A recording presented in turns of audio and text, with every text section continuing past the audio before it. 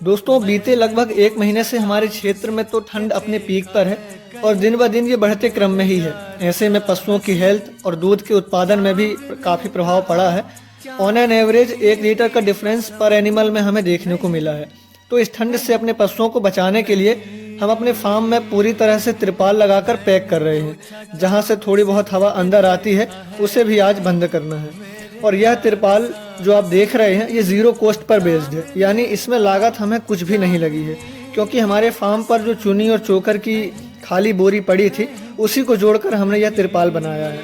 और यह डेयरी व्यवसाय में बहुत ज़रूरी होता है कि हम कम से कम खर्च में ज़्यादा से ज़्यादा मुनाफा लें। और जब आप इनिशियली फेज पर हैं तो ये जुगाड़ आपके लिए तो बहुत ही ज़्यादा ज़रूरी होते हैं। और जब खर्च और मुनाफे की बात आ ही गई है तो मैं आपको कुछ बातें बताना चाहूँगा या शेयर करना चाहूँगा। दोस्तों मैं ना सोच रहा हूँ कि गायों का जो गोबर निकलता है उसे ऐसे यूटिलाइज़ करूँ कि जितना गोबर साल भर में अपने फार्म पर स्टोर होता है उसे कमर्शियल लेवल पर सेल करूँ, और उससे जो इनकम प्राप्त हो उस पैसों से गाय की 50% फीडिंग का खर्चा तो आराम से ही निकल जाए। अब इसके लिए मेरे दिमाग में फिलहाल 2 चीज़ें चल रही हैं। जैसे गोबर का यूज़ पूरा हो सकता है।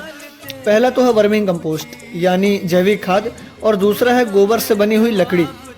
अब जैविक खाद को तो आपने सुना ही होगा, और ऑर्गेनिक फार्मिंग से डायरेक्टली या इनडायरेक्टली जुड़े हैं तो शायद इसका यूज़ भी आपने कभी किया होगा।